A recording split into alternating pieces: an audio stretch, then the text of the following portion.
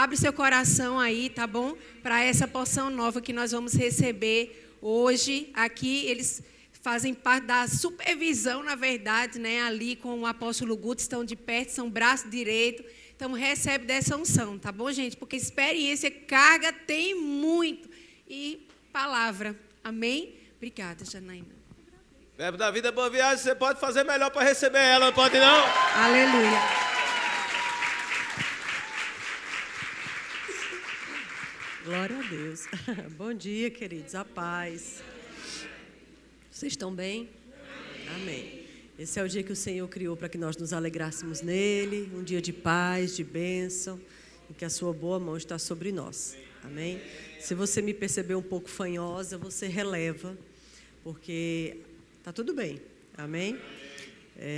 Nós viemos de um tempo intenso, inclusive está tendo uma conferência de cura em Campina Grande. E nós ainda participamos do culto ontem e saímos ontem para cá. E graças a Deus eu quero que a gente, assim, que vocês saibam que para nós é que é um presente estar aqui, né? Quando a gente faz festa de aniversário, eu estou fazendo o meu aniversário na semana que vem. Eu vou fazer 50 anos. Então, meio século é uma marca muito importante. E aí eu estou nessa saia justa de quem chamar, como chamar, né? Pessoas do passado, do presente, do futuro. E eu sei como é honroso quando a gente é convidado para um aniversário, sabendo que nos dias de hoje é cada vez mais seleto você conseguir fazer uma festa. Até casamentos são mais intimistas hoje, né? Então, assim, se chega na sua mão um convite para participar de uma celebração, é porque realmente o seu nome conta. Então, eu acredito que nesta celebração que vocês estão, o seu nome conta, né? Então, nossa família, né, Juan, Bia e João e Bebel, que ficou desmaiada no hotel, para nós é uma honra ter sido convidado para o aniversário de vocês. Amém? O nosso nome conta, né? E eu acho que nós estamos todos de parabéns. Vocês estão de parabéns, porque essa é uma marca muito importante, das igrejas mais antigas. Foi a segunda, João? Abriu o primeiro Paulista? Pronto, eu lembro demais nessa época, quando eu casei com o João, eu casei em 96, em janeiro de 96, e estava realmente começando esse fundamento aqui dentro do Recife, e a gente vinha frequentemente, né? Havia uma casa missionária ali em Paulista, a casa que reuniu alguns das colunas aqui, né? Eu lembro que Sâmia morava lá, Walter, Sinélia, e Marquinhos era um visitante constante, Herênio e Vânia eram visitantes constantes ali, todo mundo ali naquela... Era bem interessante, era bem desafiador. E assim, eu louvo a Deus pela vida de Walter e Sinélia, que levaram isso aqui por tantos anos, né? São os queridos. Lembro demais, a gente dentro de casa, ela engravidou um pouco antes de mim, de Gabriel, e eu lembro que eu recebi roupas de Mateus, né, que foram perdidas para Mateus, ela passava para mim, né, para Gabriel. E assim, são pessoas, gente, que começou no ministério há muitos anos. Então, hoje nossos filhos cresceram, nossos filhos casaram, a gente já está em época quase de neto já, eu já estou, né? Então, assim, eu acho que a gente está falando muito sobre legado, né? O que o pastor falou, carregar o peso de quem veio antes. Esse respeito a quem veio antes, nossa, não tem como a sua cabeça não ser coberta por brasas vivas quando você respeita quem pavimentou o caminho para você chegar lá. Mas ninguém cai de paraquedas em canto nenhum. Alguém construiu a estrada, você entende? Então, assim, um planta, outro rega, mas no final das contas, quem dá o crescimento é Deus.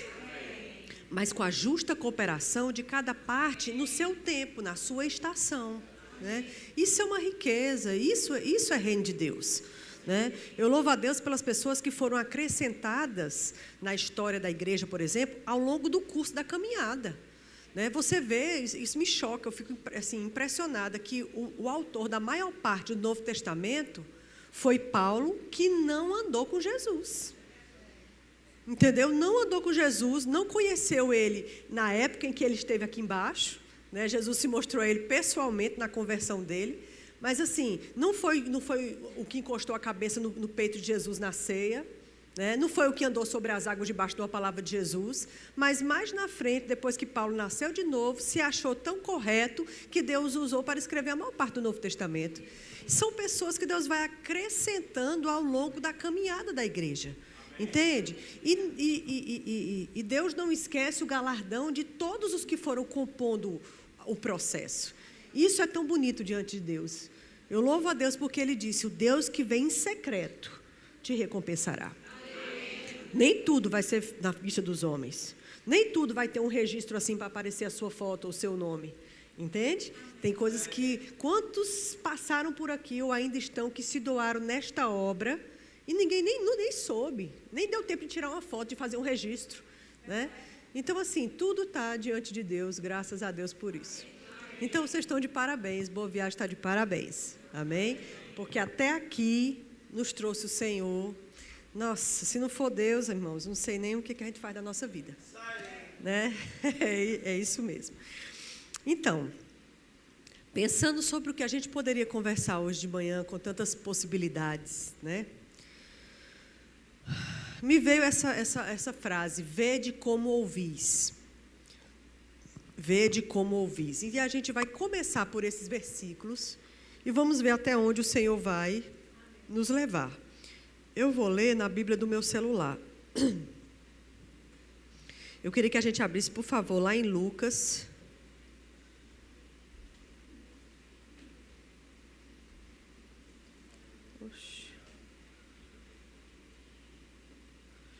Veja aí, se é Lucas 4.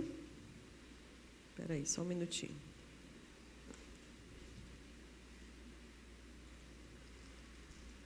Lucas 8, desculpe, tá? Pronto.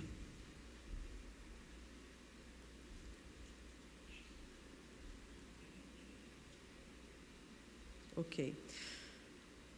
Vamos ler, a gente vai fazer, eu vou só mencionar, mas a gente vai ler um pouquinho mais abaixo. Ele começa, lá no capítulo 8, no versículo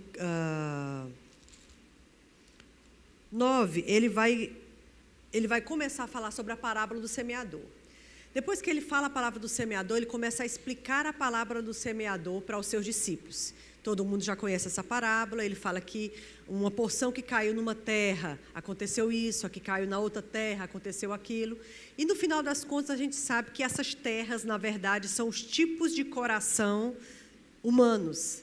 É a forma como cada indivíduo recebeu aquilo que foi semeado. A gente observa que o semeador saiu a semear e não diz que houve qualquer acepção de semeadura em cada um dos solos. Ele não jogou menos semente nesse ou mais naquele, não diz que a qualidade da semente nessa terra era diferente daquela outra, não. Ele saiu a semear.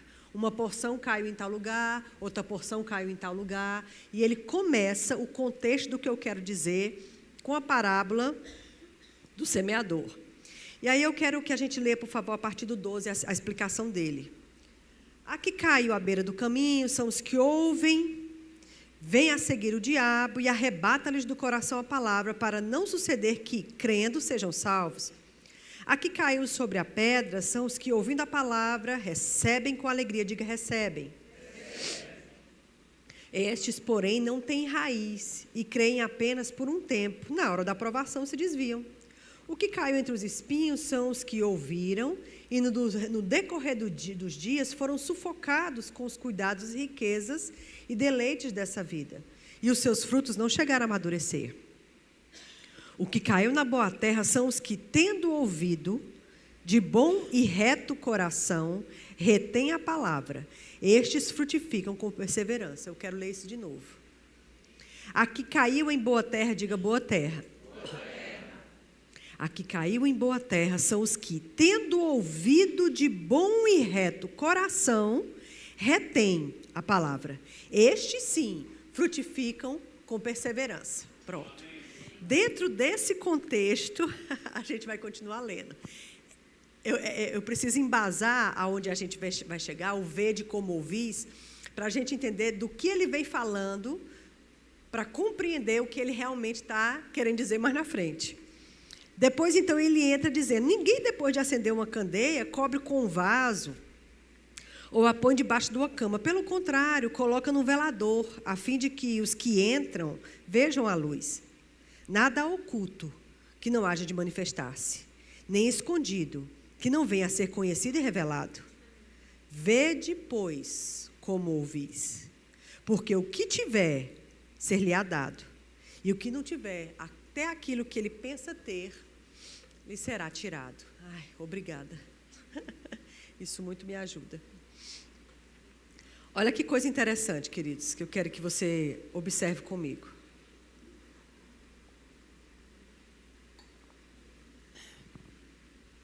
Ele vem falando sobre os tipos de solo, ele termina com o solo bom. Ele diz, aquela semente que caiu em uma boa terra, diz que eles acatam com um bom coração, com um coração reto. E aí, porque acatam com um coração reto, eles frutificam com perseverança. Diz que eles ouvem de bom coração. Diz que eles guardam a palavra e estes frutificam. Dos 4 solos é o único que deu certo no final. Dentro desse contexto, aí ele começa, parece até que ele está mudando de assunto de repente. Não, ele está costurando uma verdade. Aí ele vai agora fala outra parábola. Ninguém acende, por exemplo, uma candeia, esconde ela debaixo da cama, guarda numa caixa, põe uma coisa para cobrir, não.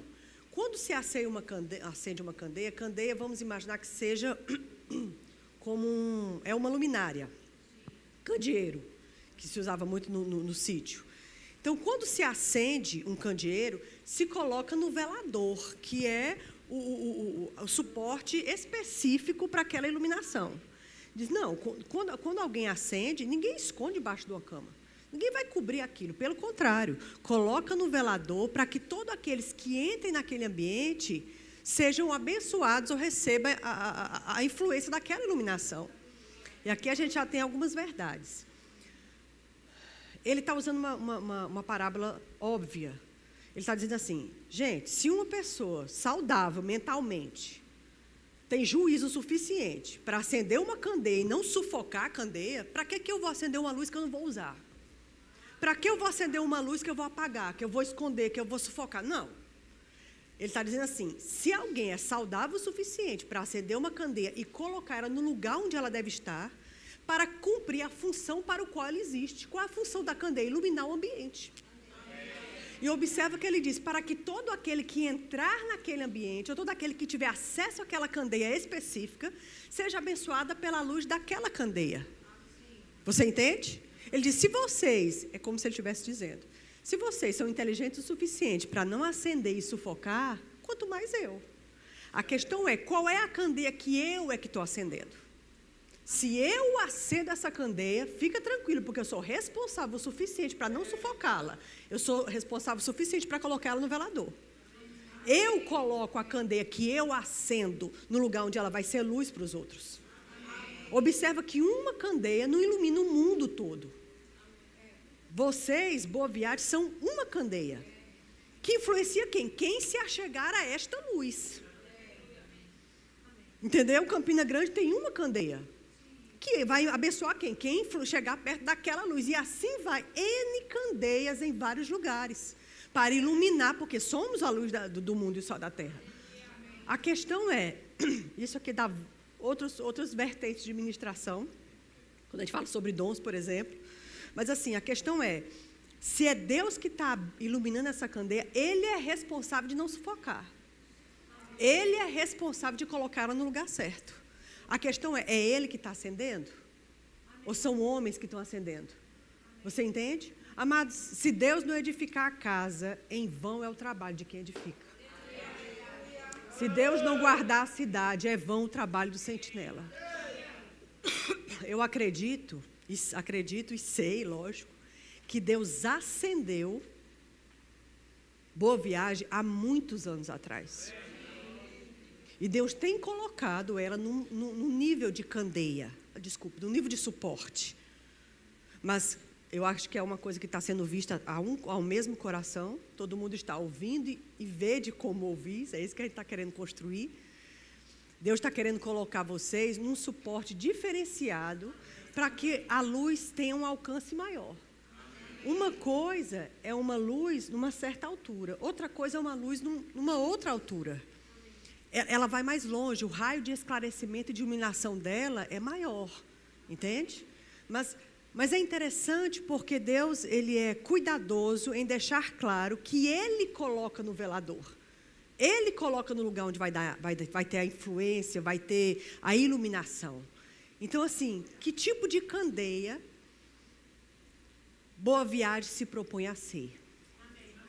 Né? Tem se proposto a ser nesses 30 anos. E que tipo de candeia a gente se propõe a ser para os próximos que tivermos, Deus o sabe quantos. Deus o sabe quantos. Né? Porque Jesus está bem pertinho de voltar. Então, assim, deixe que Deus acenda essa lâmpada e que Ele a coloque no velador. Nosso papel é não deixar faltar o óleo que mantém a chama acesa. Não é? Aquele azeite nas fazendas era o querosene. O combustível que mantém a chama acesa vai dar esse potencial de chama para ter a iluminação necessária. Amém? Dentro disso, ele começa a dizer, vede como ouvis. Vede como ouvis.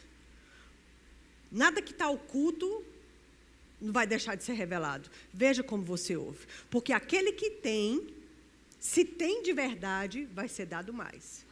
Mas para quem realmente não tem, até o que ele pensa que tem, vai ser tirado dele.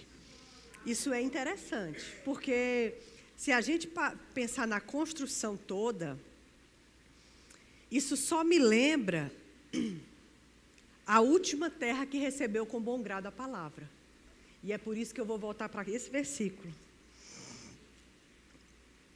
A que caiu em boa terra são as que, tendo ouvido de bom e reto coração, retém a palavra. Estes sim frutificam com perseverança. A que caiu em boa terra são os que, tendo ouvido de bom e reto coração, retém a palavra. Tendo ouvido de bom e reto coração, retém a palavra. Amados, não só a palavra escrita, essa Bíblia aqui, é a palavra de Deus. Tudo que está aqui é para nosso proveito. Isso é a palavra de Deus, lógico, a gente sabe disso. Mas as direções específicas que Deus dá pessoalmente dentro de cada um de nós. Isso, obviamente, é a palavra de Deus. O Espírito Santo que habita dentro de nós, ele é uma bússola segura, querendo nos mostrar o que precisarmos saber. Tanto como indivíduos, como coletividade. Né? E tudo isso é a palavra de Deus. Então, ele vem falando de pessoas que retêm com um bom coração. Tem um coração manso. A Bíblia diz, recebei com mansidão a palavra em voz enxertada, porque dessa forma ela é poderosa para salvar tua alma. Então, ele está falando de gente nascida de novo, porque o espírito está bem, o negócio é a cabeça. O negócio é as emoções, sentimentos, pensamentos. Entendeu? Então, assim, ela é poderosa para salvar, restaurar, renovar, modificar, alinhar, né? Mas essa questão de receber com bom coração, quem recebe com bom coração retém a palavra. A consequência é inevitável, frutifica com perseverança. Vede como ouvis. De tudo quando a gente começa a ler a Bíblia de Gênesis até Apocalipse, a gente vai terminar lá em Apocalipse ainda hoje. De tudo que a gente lê, se a gente observar, tudo tem a ver com ouvir a Deus e receber com mansidão o que Ele nos diz, para ir lá e praticar e, consequentemente, frutificar com perseverança.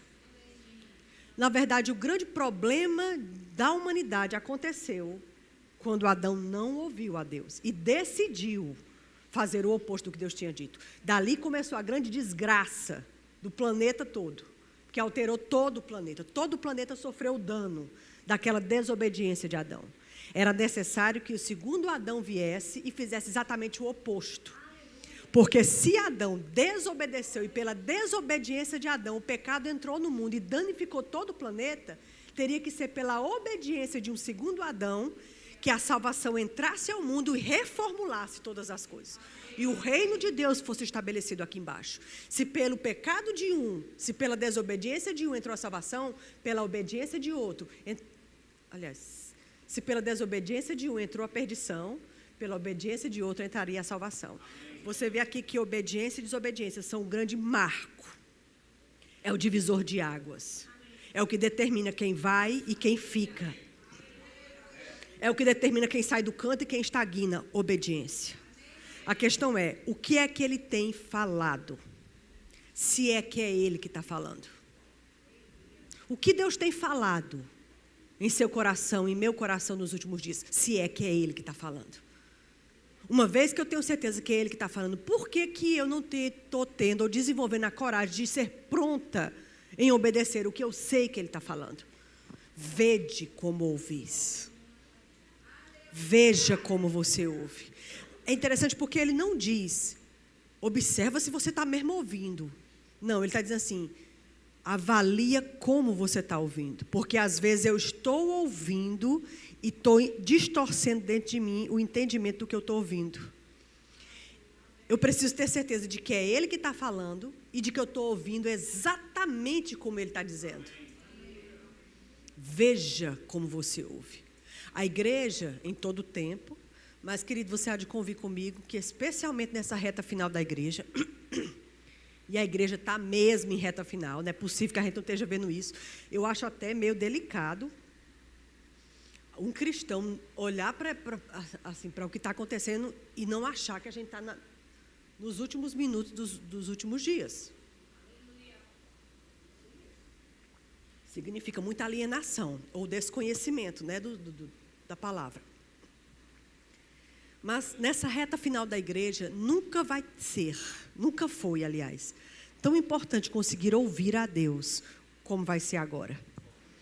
Quem consegue ouvir e receber num coração sincero, num coração bom, num coração manso, num coração humilde e reter essa palavra para praticá-la, vai fazer a diferença entre quem fica em pé e quem não vai ficar. Entre quem atravessa esse vale e quem não vai atravessar. Entre quem vai chegar e quem vai ficar na margem. É bem sério. É bem sério. E eu falo de toda a palavra de Deus. É essa que você está segurando na sua mão. Que glória a Deus. Deus providenciou, amado, que um livro fosse registrado com autores que viveram em tempos totalmente diferentes, que não se conheceram, que não passaram um bizu um para o outro. Eu fui até aqui, agora eu continuo daqui para frente. Não. Deus foi orquestrando até chegar nessa obra-prima que está na sua mão. A palavra da fé que pregamos. Amém? A palavra da verdade. Então, esta é a palavra. Eu não tenho como almejar viver bem os meus próximos dias na vida se eu não tenho isso aí como base de vida.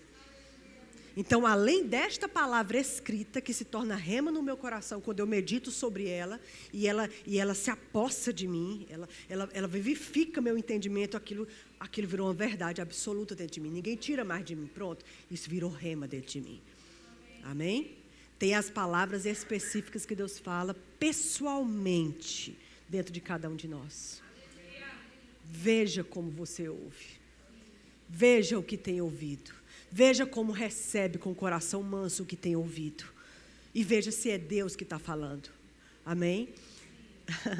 Eu quero ler com vocês essa última parte que eu estava pensando. Lá em Apocalipse, nós temos 7 cartas para 7 igrejas. Eu acredito que essas 7 igrejas que existiram na época, elas sintetizam mais ou menos o perfil do que nós temos de crentes nos nossos dias. Entendeu? Porque não é muito diferente do que tínhamos naquela época. Então, assim, é como se ele pegou assim, o perfil geral da igreja na Terra, né, que se manifestou naquelas 7 igrejas: Éfeso, Esmirna, Pérgamo, Tiatira, Sardes, Filadélfia e Laodiceia. 7 igrejas. Se aquele era o último livro da Bíblia e era um livro altamente profético, né? Um livro visionário que falava de passado, presente e principalmente de futuro, um livro cheio de analogias, cheio de figuras, um livro que se entende pelo Espírito. Amém? Um livro muito interessante, porque é interessante Deus terminar a Bíblia com um tipo de livro desse, que um homem recebeu na sua velhice, isolado numa ilha. Amém? E dentro deste livro, ele guia esse homem a escrever um recadinho para 7 igrejas daquele período. O que a gente tem a ver com aquelas 7 igrejas? Se isso não dissesse respeito a nós também hoje. Se isso não tivesse alguma ligação conosco nos dias de hoje. Então, na verdade, eu entendo que as 7 igrejas, elas são uma representação também dos 7 tipos de igrejas, de crente, de filho de Deus que a gente tem hoje. E se você observar as cartas, eles têm conteúdos semelhantes e algumas coisas diferentes. Tem igreja, por exemplo, em que ele diz, olha, eu reconheço que você fez bem assim, foi bem até aqui, agiu bem assim, mas infelizmente eu tenho contra ti que tu tem feito assim, que tu tem feito assado. Tem outra que diz assim, porque você nem é quente e nem é frio, mas é morno, eu estou a ponto de vomitar você. Tem outra que diz, olha, eu tenho contra ti que você abandonou as primeiras obras. Eu te exorto que você compre de mim, né, o que vai te fazer voltar a pegar essas coisas novas de novo. Essas primeiras coisas. Então, assim, eu acho que a gente precisa ler as cartas para as 7 igrejas, pensando, que exortações tem para mim aqui dentro? Aonde eu me encaixo aqui? Quem eu sou aqui? Né? Mas, independente do conteúdo de cada carta e das especificações de cada grupo, tem uma coisa em comum em cada carta, a forma como ela termina. Não importa o que é dito dentro da carta, todas elas terminam com aquele que ficar firme até o final vai receber tal coisa, e quem tem ouvidos para ouvir, ouça o que o Espírito diz às igrejas. São essas duas coisas. Conteúdos diferentes, recados diferentes, igrejas diferentes, mas todas as 7 terminam do mesmo jeito. Primeiro, quem ficar firme até o final. Aí ele muda só algumas palavras. Quem perseverar até o fim, quem resistir até o final, quem ficar firme até o fim. E ele diz vários tipos de galardão que cada uma dessas igrejas receberá. Mas a chamada que eu quero falar é, por que ele diria quem ficar firme até o final, se não houvesse uma oposição que nos levasse a não ficar firme? Entende? Eu não ia dizer para João assim, por exemplo, João, você vai atravessar ali aquela floresta e pegar um negócio ali para mim. Agora, deixa eu te dizer uma coisa, quando tu atravessar a floresta, não tenha medo não, viu? Eu só vou dizer isso porque eu sei que a floresta deve ser assustadora. Não é? Pronto. Ele não diria, aquele que ficar firme até o fim, se não houvesse nenhuma oposição. Então, na verdade, queridos, ele está dizendo que as igrejas, especialmente nesta reta final, elas têm que ter 2 observâncias. Primeiro, você vai sofrer oposição. Você vai sofrer resistência. Entende? E você tem que decidir de que lado você está e se manter firme. Resista firme até o final. Vá firme até o final. Amados, nesses 30 anos, se você é dos mais antigos aqui, quantas pessoas, acho que aqui não é diferente de Campina, quantas pessoas a gente viu começar as obras com a gente e foram se perdendo ao longo do caminho? Tem gente que esfriou, tem gente que se desviou, tem gente que...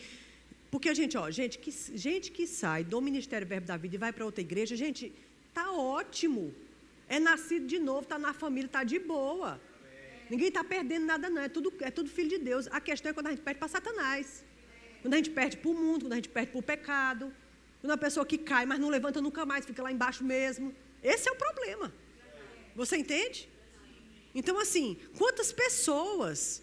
Eu lembro, ao longo da nossa caminhada lá, eram figuras que não existem mais, figuras que estão abraçando as causas do mundo, virando... Enfim, você entende? Oposição, queridos, e enfrentamento é uma coisa que a gente vai lidar o tempo todo aqui embaixo. E dentro de tantos recados para as igrejas de Apocalipse que nos representam, ele terminou sempre do mesmo jeito. Resista até o final, porque eu tenho algo para você quando você chegar lá.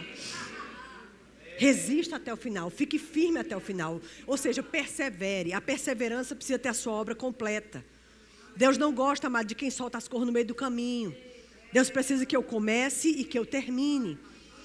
Eu sempre tenho dito isso de vez em quando. A gente está, e você deve ser testemunha disso, está iniciando uma geração aí que não aguenta nada. Eu lembro que eu estava dando família cristã e eu gosto de salvar umas coisas que chegam no Instagram sobre família. Eu fui salvando e tinha uma charge.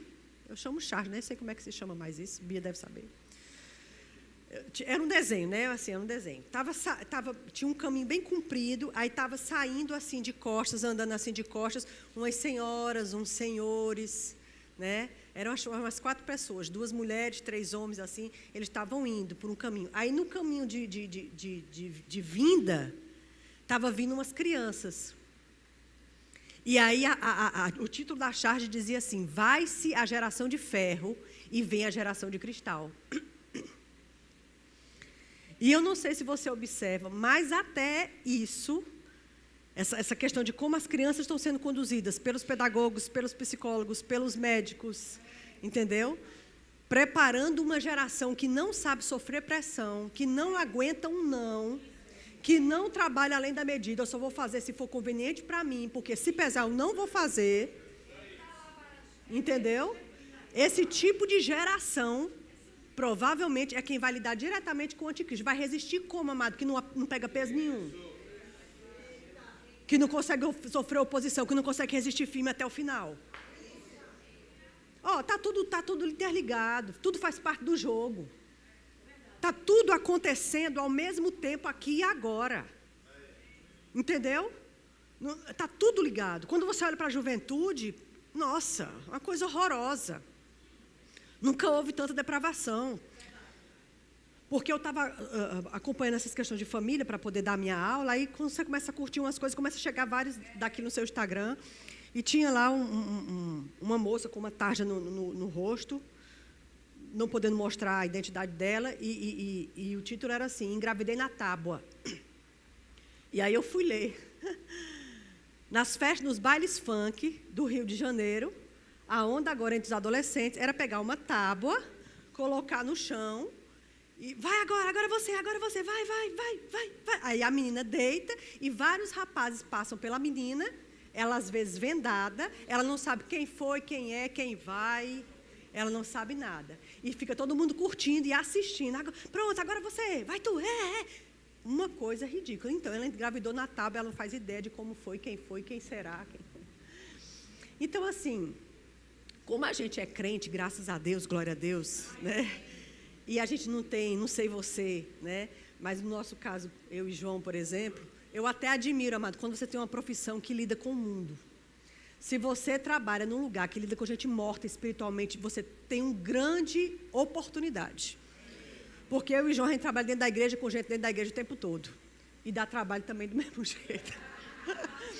Mas assim, quando você trabalha no secular, que lida com pessoas mortas espiritualmente, gente, que riqueza. Porque você tem uma grande oportunidade. Mas quando como a gente está aqui dentro, da nossa, graças a Deus, né, somos crentes. Para mim, João, vou usar o nosso exemplo. Quando eu boto a cabeça do lado de fora, que eu vejo como as coisas estão ali fora, eu fico chocada. Porque você foi tirado dali, graças a Deus. Então, você não acompanha aquele ritmo. Aquilo não te diz respeito. Entendeu? E a gente que não lida com pessoas do mundo, a gente fica chocado. Meu Deus, é desse jeito que está? Pois é. É desse jeito que está. Vede como ouvis. Observe as direções específicas que Deus está dando à igreja nesses últimos dias. Que está dando a você pessoalmente. Que tipo de luzeiro, amado, você quer ser? E eu vou te dizer, até quando a gente vai ficar debaixo de cama? Quando era para estar no velador. Você entende? E eu sei que há casos e casos. Todo mundo aqui é um luzeiro. Cada um aqui é uma candeia. Que tipo de candeia você tem sido? Eu tenho que tomar conta da minha. Eu tenho que dar conta que não vai faltar querosene aqui. Amado, ninguém vai injetar querosene em mim. Quando nós somos bebês espirituais, aquele que nos apacentou, que ganhou a gente para Jesus, que nos discipula, o nosso pastor, eles dão aquela mamadeirinha, eles dão aquele querosenezinho. Não, olha, a vida de oração é assim, minha filha, olha, lê a palavra assim, ore assim. Aí chega, mamãe dá, chega, pronto. Mas uma hora você cresce, amado, e eu tenho que comer por mim. Você entende? E isso compromete a nossa forma de lidar com essa reta final da igreja, de lidar com Satanás, porque a gente não tem uma vida com Deus que respalde a gente lidar com as adversidades. Concorda? As 7 igrejas de Apocalipse terminam com aquele que fica firme até o final. E quem tem ouvidos, ouça o que o Espírito diz à igreja. Então ele está querendo dizer, resumidamente, resista e me ouça. Resista e me ouça. E aí isso me lembra daquele versículo que diz, sujeitai-vos, pois, a Deus, mas resisti ao diabo e ele fugirá de vós. Como bons verbianos, a gente pega essa parte, resistir ao diabo firme na fé. Em nome de Jesus, Satanás. Ei, mas isso aqui só acontece depois que eu fiz a primeira parte. É porque eu me sujeito a Deus que eu consigo fazer bem essa parte aqui. A eficácia dessa minha resistência a Satanás está no quanto eu desço aqui desse outro lado. No quanto eu me baixo para Deus, no quanto eu cedo para Deus. E ceder para Deus é Deus dizer, não faça, e você não fazer. Não vá. E mesmo querendo ir, eu cedo. Solta esse negócio. E mesmo querendo não soltar, eu solto. Porque eu vou dizer que nem toda obediência você faz rindo, dançando e dando glória a Deus, não. Não é assim, não. Quando você cria filhos, você sabe que tem uma pia de louça para lavar, tem que lavar aquela pia. Não tem problema, lava assim mesmo. Bia sabe o que é isso. Bebel, que também vem aqui à noite, ela sabe o que é isso. Amados, quantas obediências a gente faz rangendo o dente? Mas isso cria estrutura. Porque os filhos, assim como nós, como filhos de Deus, a gente tem que aprender a respeitar Deus, porque Ele é nosso Pai. Porque tem coisa que a gente vai fazer gostando, tem coisa que a gente vai fazer achando ruim, mas não tem problema não, faz. Porque quando Abraão foi oferecer aquele menino ali, ele, graças a Deus, é um homem de fé, ele sabia, cara, eu vou matar o menino, mas Deus vai ressuscitar, graças a Deus. Deus vai ressuscitar, mas eu sei que eu vou ter que matar. Então ele subiu pesado, porque ele sabia, vou matar meu filho, ele vai ressuscitar, mas eu vou ter que enfiar uma faca no menino, como é que eu vou fazer isso? Essa era a crença de Abraão, quando você lê lá, né? Fica aqui porque nós vamos subir, mas voltaremos para cá, não é isso? Então ele sabia, Deus vai ressuscitar o menino, mas eu vou ter que matar meu filho. Então eu imagino que ele subiu aquela montanha, crendo em Deus. Se fosse nascido de novo, nessa época ele estava orando em línguas. Oh Senhor, me ajuda, eu confio em você. Né? E ele pegou o cutelo, amado, e disse que ele ia descer o cutelo em cima do menino. Foi que necessário Deus bradar do céu, não faças tal ao menino. Porque ele estava pronto para obedecer. Nem toda obediência se faz dançando, sorrindo e achando a coisa boa do mundo todo. Às vezes a gente vai fazer, amado, rangendo os dentes. Se eu não entendo, não gosto, por mim eu não fazia, mas eu vou fazer porque eu sei que é você que falou. Eu sei que você me disse que é para fazer. E eu vou fazer em respeito a você, porque você é meu pai. É assim que funciona. É por isso que filhos obedecem aos pais. Você entende, queridos? E é por isso, voltando para o assunto, que Satanás está providenciando uma geração que não sabe o que é obediência. É uma geração que se levanta contra todo tipo de autoridade, porque autoridade é sinônimo de repressão. Estão querendo tirar a minha liberdade, privar a minha felicidade. Eu não gosto de autoridade. E isso começa com 5 anos de idade. Preparando uma geração que vai lidar com uma oposição direta de Satanás. E esse pessoal não vai conseguir. Cuide de seu menino. Cuide de seu menino. Desculpa, pastor, eu estou gritando com o seu pessoal. Você entende? Sejamos cuidadosos com nossos meninos. Amém? Mas, finalizando, estou aqui bem de olho na hora. Pense sobre essa parte do ter ouvidos para ouvir. Quem tem ouvidos para ouvir, ouça. Né? E ele não está falando desse ouvido. Ele está falando desse ouvido. Quem tem ouvidos para ouvir, ouça. Preste atenção. Filho meu, atenta para as minhas palavras. As minhas razões. É interessante, as razões. Inclina o teu ouvido. Razões quer dizer os meus motivos. Eu faço isso, eu não quero que você faça isso. Por quê? Qual a minha razão de você não mexer nisso? Qual a minha razão de você precisar agir assim? Ou fazer assim? Qual é a minha razão? Atenta para as minhas razões, porque eu tenho um motivo benéfico através disso daqui. Não é só faça ou não faça, vá ou fique, mas é porque eu quero que você vá ou fique. Inclina para as minhas razões. Filho meu, atenta para as minhas palavras. As minhas razões inclinam o teu ouvido. Elas serão vida para quem a acha e vai ser saúde, meu filho, para todo o seu corpo. Saúde para todo o seu corpo. Eu estou falando de saúde física agora. Obediência vai salvar o nosso corpo físico. Eu vou dizer, amado, obediência traz até uma velhice mais amena, com menos sintoma de velhice. E agora eu posso falar bem sobre isso, porque eu estou na metade do século. Não é, irmã? Fique comigo, irmã, hi-fi. Quem resistir firme até o final herdará a coroa. Mas é isso mesmo, amado. Quando você chega na metade do século, você fica pensando, cara, eu não tenho mais a mesma energia de Bia, de Isabel, de Gabriel. Eles têm que correr mais rápido que eu mesmo. E eu louvo a Deus porque está cada um fazendo o que Deus tem providenciado. Eu quero que cada um providencie, que não falte querosene na sua lâmpada pessoal, para que Deus possa usar como uma luz específica, levando para o candeeiro, para o velador, aliás, que ele achar necessário. Porque eu vou te dizer, amado, hoje você está nesse velador aqui, amanhã você está no velador acolá. Porque o que é guiado pelo Espírito é como o vento. Hoje é aqui, amanhã é lá. Sejamos disponíveis. Estão comigo? A lamparina não pode dizer, não, eu só quero ficar nesse velador aqui. Não, esse aqui, eu quero ficar pendurado aqui, ó. Bom é ficar aqui. Não, amado, na hora que Deus quiser levar para outro velador, ele é o dono do negócio. O velador não diz ao dono da lamparina, desculpe, a lamparina não diz ao dono da lamparina onde ela quer iluminar. Ela precisa se garantir de que ela vai ser luminosa o suficiente para ser pendurada onde for preciso. Porque nessa reta final da igreja, amado, Deus vai fazer muitas movimentações. Esse casal, por exemplo, estava prontinho para ir embora, já tinha desmontado a casa. Aí teve que refazer a casa todinha de volta. Por quê? Porque Deus estava plantando eles nesta casa. E quem é que é doido de dizer não a Deus, irmãos? Cuidado que você não se ache lutando contra Deus. Porque a Bíblia diz, não há conselho, não há sabedoria, não há intento que prevaleça contra Deus. Amado, eu sou doido de entrar em queda de braço com Deus. É melhor ceder. Ceda para Deus, aí você tem força para resistir o diabo.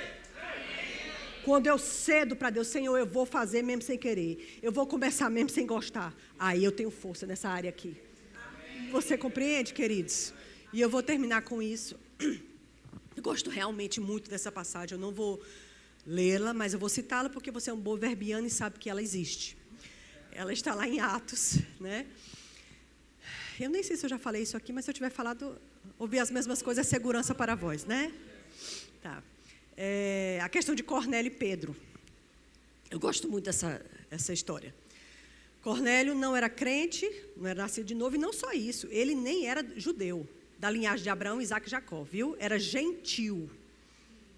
Mas a Bíblia diz que ele estava orando e um anjo apareceu para ele e disse, as suas orações e as suas esmolas. Eu gosto disso.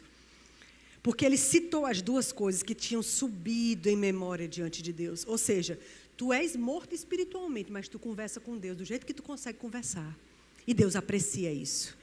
E outra coisa, Cornélio, tu não só se esforça para conversar com Deus, tendo uma vida piedosa, mesmo sem conhecer esse Deus, mas tu também faz alguma coisa. Você se estende ao aflito. E é porque tu não é nascido de novo, Cornélio, imagina quando tu for. Ou seja, parece que tu tem, Cornélio, os duas pilastras importantes do que eu requero da igreja aqui na terra. Crescer nessa via e crescer nessa via. Crescer comigo na vertical, no relacionamento comigo, na intimidade comigo. E porque você cresce assim, você toca os outros na horizontal, você se estende ao aflito, você socorre o oprimido, você faz alguma coisa. Por causa disso, eu vou te dizer, isso tem subido em memória diante de Deus. Agora pega um papel aí e anota. Manda alguém lá em casa tal, fulano de tal, procura cicrano de tal, que está em tal lugar. Ele vai te dizer palavras pelas quais tu serás salvo.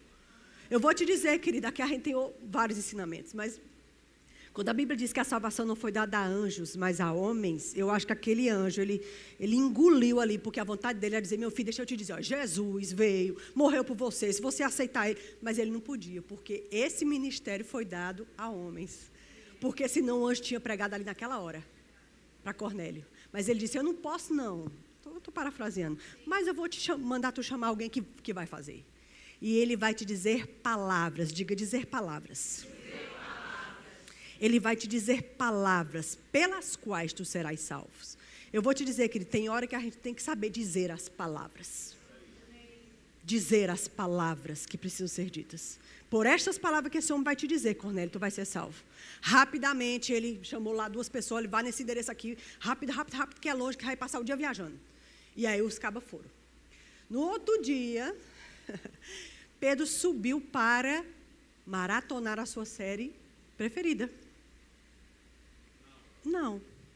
No outro dia, ele subiu ao eirado para ver as novidades do Instagram. Acompanhar o campeonato internacional. Nada disso é errado, tá bom? Eu só estou querendo dizer, e isso é para mim, que as nossas 24 horas são uma escolha nossa. O que vamos fazer delas? 8 teoricamente é dormindo, 8 teoricamente é trabalhando, e as outras 8? Ele optou que ele iria subir para orar. E a Bíblia diz que ele orou, se não me engano, na hora sexta, nona? Hora sexta. Aí quando deu ali meio-dia, ele ficou com fome. Qualquer um de nós, bons verbianos, crente, fiel a Deus. Não vou dizer você não, vou dizer eu. Orei ali a manhã todinha, agora começou já meio-dia, ali meio-dia e meio, disse, estou com fome. Então eu dizia, Senhor, obrigada aí, valeu, foi bem demais, a gente se encontra amanhã, porque agora eu vou almoçar. Estava ótimo. Mas é interessante, porque ele teve fome, olhou para a mocinha que trabalhava lá e disse, querida, você pode desenvolver algum alimento para mim, eu estou com fome. Ela disse, sim, senhor, pronto. E a menina foi fazer e ele voltou para o lugar de oração. Porque ele voltou para o lugar de oração, ele teve aquela visão do lençol com os animais. Você sabe que Deus estava querendo dar uma experiência muito importante para Pedro ali, né? Você sabe que Pedro, ele ainda estava nos rudimentos dessa questão da lei, do gentio, do judeu, ele não tinha entendido isso ainda. E aqui a gente tem outra pregação, porque aqui Pedro já era o bambambam, já era o nome de Pedro em todos os cartazes, era ele que era convidado para todos os eventos, ele era top, mas ainda tinha uma coisa básica para resolver, e bem básica. E Deus teve que dar a ele uma vivência muito importante para ele resolver essa questão. Então, quando ele voltou para aquele lugar de oração, a visão começou a se formar diante dele. E ele disse, ele ouviu Deus dizendo, mata e come. Não, Senhor, nunca que eu vou comer uma coisa impura. Mata e come. Não, pelo amor de Deus, mata e come. Pedro, não é de animais que eu estou falando. Você precisa parar de considerar impuro aquilo que eu já santifiquei. Você precisa entender que eu vim acabar com a divisão entre judeu e gentil, macho e fêmea, servo e livre. Porque agora todo nascido de novo vai ser enxertado na videira. E isso é uma pendência sua, Pedro, porque você já é um ministro top. Você, é 10. Agora, você precisa resolver uma coisa básica dessa, porque não tem como você subir tão alto e ainda ter uma besteira dessa na vida, Pedro. E eu estou querendo te salvar, cara. Desculpa eu parafrasear desse jeito, é só para ficar mais claro. Você entende, queridos? Agora, o que eu quero que a gente entenda, e é com isso que eu quero encerrar. Se esse homem estava orando a manhã toda, eu não poderia ter falado com ele qualquer tempo dessa manhã? Mas Deus escolheu o momento em que ele retornou para aquele lugar de perseverança. Às vezes a gente é muito rápido em se ausentar do momento de comunhão com Deus.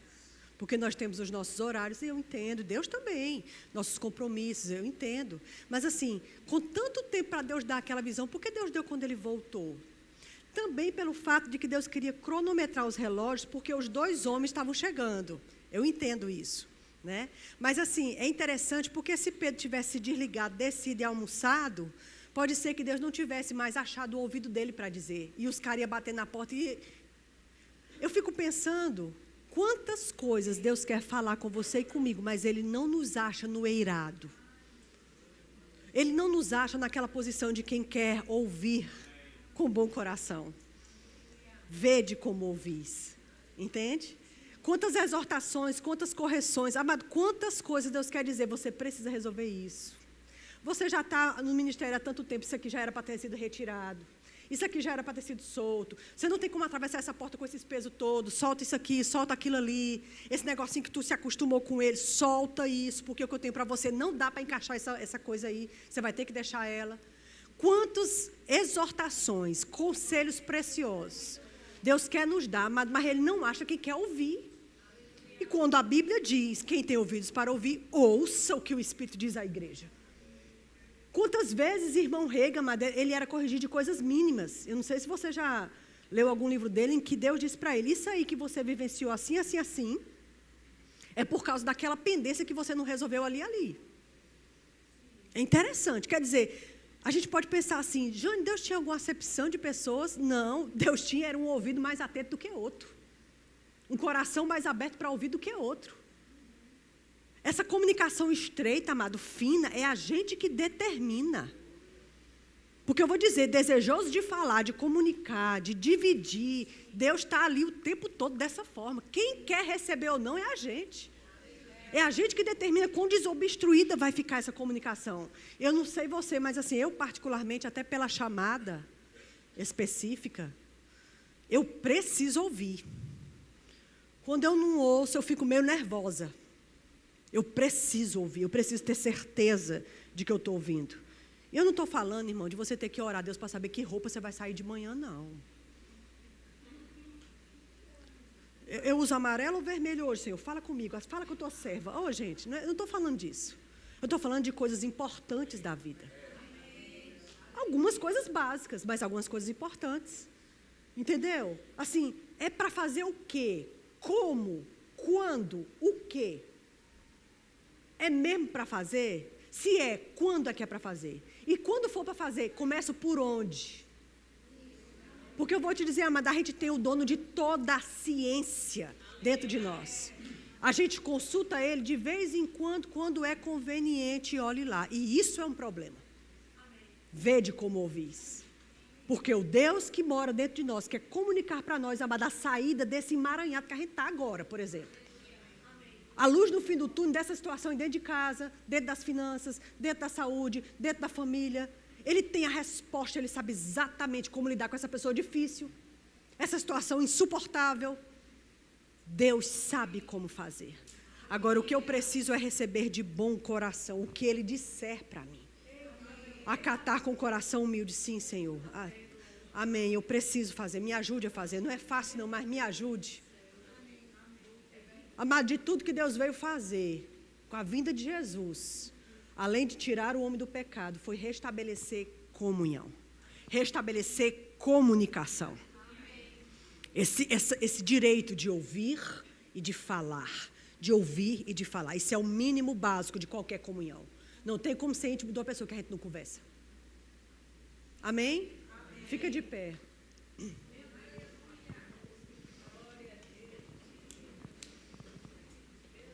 Nos últimos dias, Deus está dizendo, fique firme até o final. E ouça o que o Espírito diz às igrejas. Pode subir vocês dois. Fique firme até o final e ouça o que o Espírito diz às igrejas. Ouça o que o Espírito diz a você como pessoa, como indivíduo. Como pai e mãe, o que é que Deus tem falado? Como marido, o que é que Deus tem falado com você nessa posição? Como esposa, o que Deus tem dito a você nessa posição de esposa? Como ministro, como ministra. Como profissional, lá onde você trabalha, o que é que Ele tem dito a você? Como filho e filha, o que Ele tem dito a você?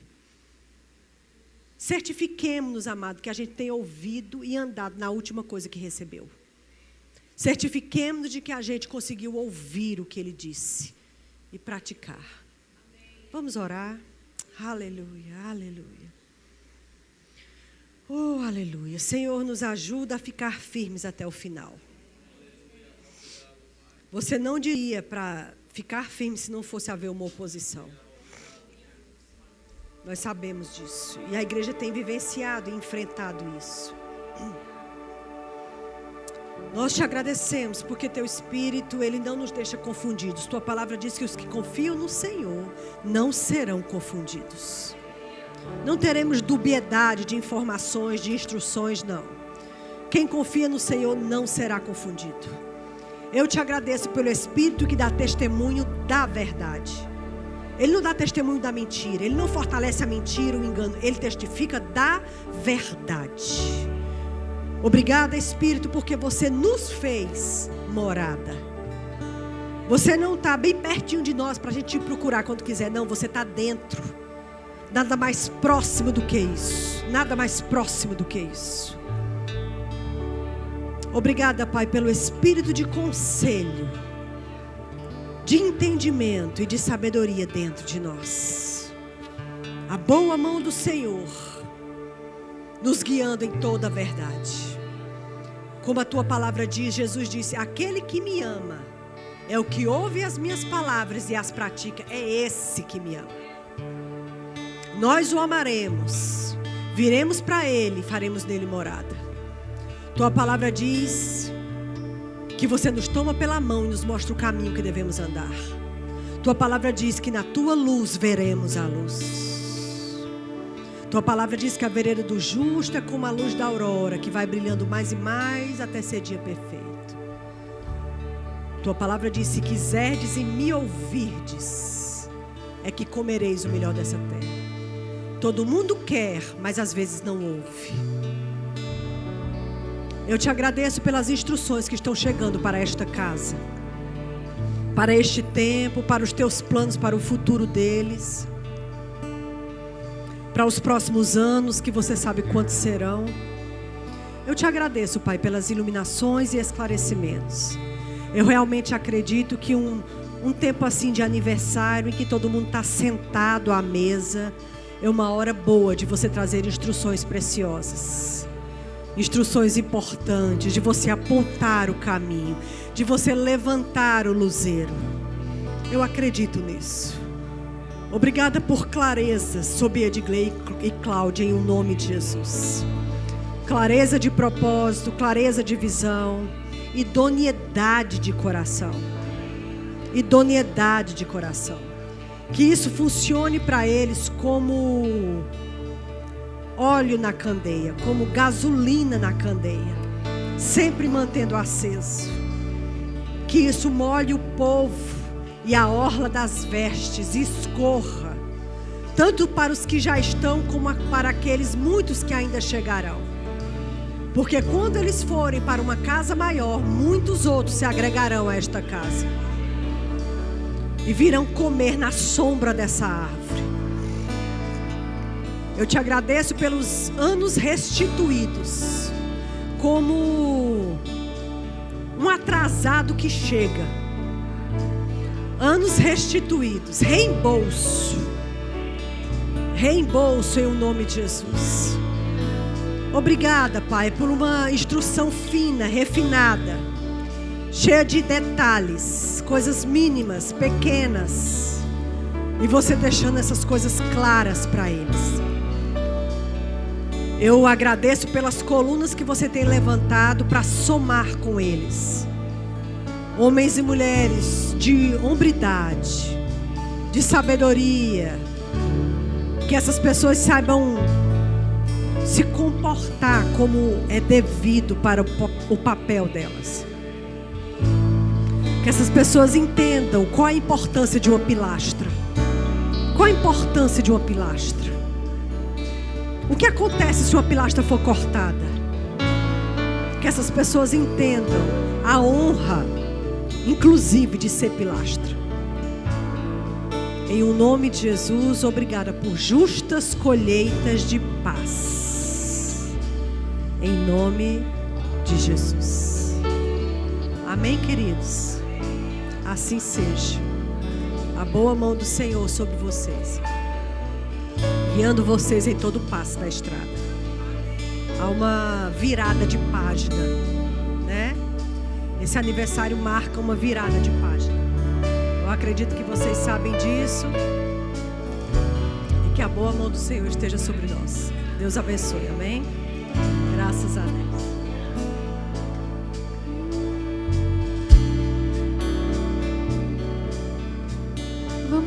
render um pouco mais a Ele. Queremos te ouvir, Senhor.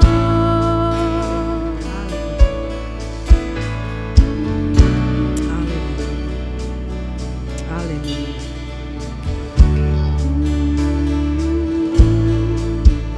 Nem que seja.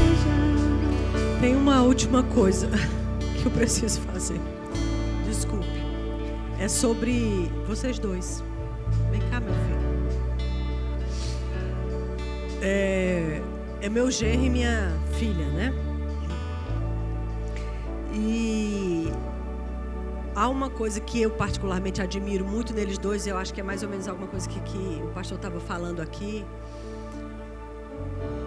Eles se completam nisso que eles vêm fazer aqui hoje, nesta manhã. A proposta do que eles vieram para cá, eles se completam muito nisso, né?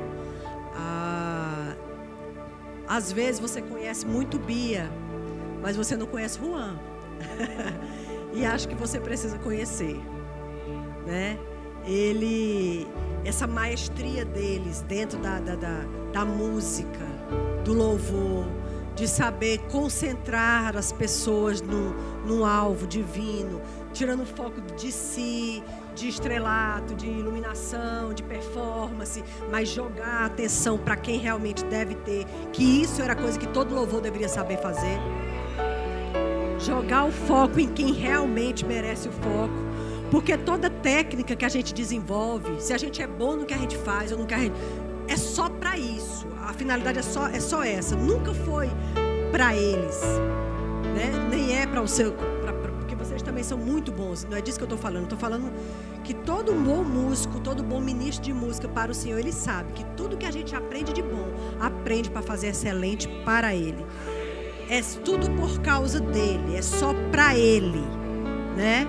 E eu particularmente acho eles dois muito bons nisso, porque são desprovidos desse, não sei, esse brilhozinho discreto, sabendo ser essa candeia que é levantada para colocar neste lugar. Sobre o ministério da palavra, essa não é a tônica que eu venho falar sobre ministros de música, porque os dois também pregam, ainda tem mais isso. Mas sobre ministros de música, eu percebo essa tônica de Deus sobre vocês, de vocês se deixarem ter essa flexibilidade de Deus usar vocês nisso aonde Ele precisar, sejam em verbos da vida, sejam em não verbos da vida. Vocês não são não tem apenas essa veia, a gente sabe disso, mas eu quero falar desta veia. Esta veia é uma veia muito positiva, muito importante e que ensina muita coisa para as pessoas, né? Eu acredito que essa veia dos ministros de música em vocês dois vai ser dilatada. Ela já tem começado, mas eu acho que ela vai ser dilatada. E Deus é responsável de colocar essa candeia no velador que Ele quiser, né? A gente só tem que estar sensível para saber os veladores, né? Para onde, e ter certeza de que a gente está sendo uma candeia bem reluzente, sabendo jogar a luz para onde precisa. E isso é muito precioso. Deus tem colhido isso, Deus tem visto isso, e Ele vai fazer bom uso disso.